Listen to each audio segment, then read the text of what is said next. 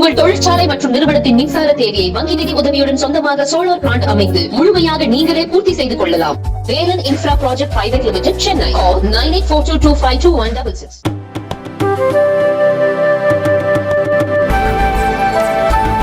தமிழகத்தில் ஏப்ரல் மற்றும் மே மாதங்களில் வாட்டி வதைத்த கடும் வெயிலானது ஜூன் மாத தொடக்கத்தில் இருந்து சற்றே குறைந்து ஆங்காங்கே மழை பெய்ய தொடங்கியது. சென்னை உள்ளிட்ட இடங்களில் தொடர் மழை பெய்து வருகிறது. இதனால் கோயம்பேடு சந்தைக்கு தக்காளி வரத்து குறைந்து அதன் விலை கிலோ 50 ரூபாயாக உயர்ந்தது. இடையில் மழை சற்று இடைவெளி விட்ட நிலையில் தக்காளி விலை கிலோ 27 ரூபாயாக குறைந்தது. ஒரு வாரமாக தமிழகம் மற்றும் அதனை ஒட்டிய கர்நாடக மற்றும் ஆந்திர எல்லையோர பகுதிகளில் தொடர் மழை பெய்து வருவதால் மீண்டும் தக்காளி விலை உயர்ந்தது. சில நாட்களாக தக்காளி வரத்து குறைந்து வருகிறது.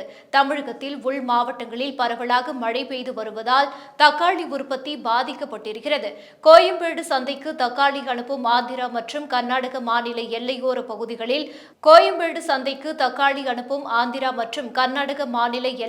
பகுதிகளில் வழக்கத்துக்கு மாறாக பிற வியாபாரிகளும் தக்காளி வாங்க வருவதால் விலை உயர்ந்திருக்கிறது.